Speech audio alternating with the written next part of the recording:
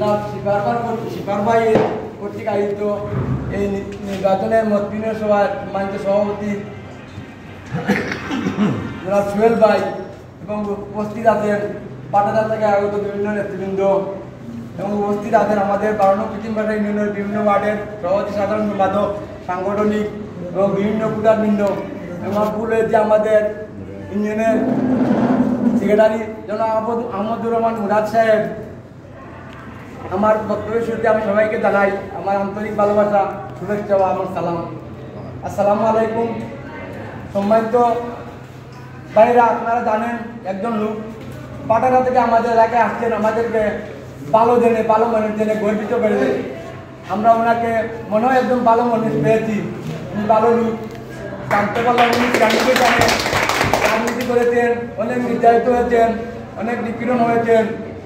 তাই বলে আমাদের মনে হয় আমাদের পক্ষ থেকে, আমাদের এলাকার পক্ষ থেকে, 12 নং পশ্চিমপাড়া ইউনিয়নের পক্ষ থেকে এই দলকে শক্তিশালী করার দলকে আগামী 13ই সেপ্টেম্বর কুলাউড়া সম্মেলন ও কাউন্সিল অনুষ্ঠিত।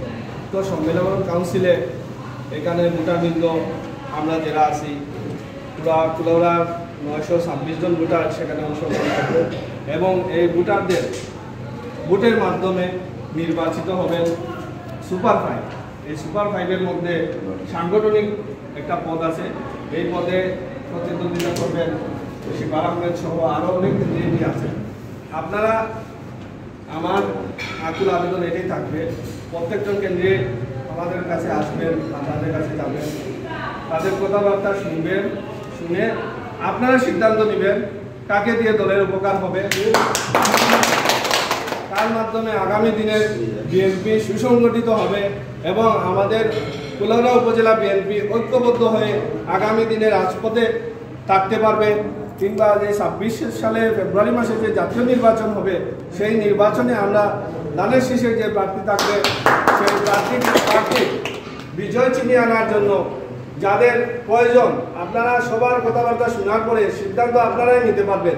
আমি যদি বলে দিই যে অমুকে ভোট দেন, তমুককে ভোট দেন, এইভাবে হয় না। আসলে ভোট এক ভাই আরেক ভাই কথা শুনে না। আমরা তো ভোটের মাধ্যমে মাঠে ছিলাম।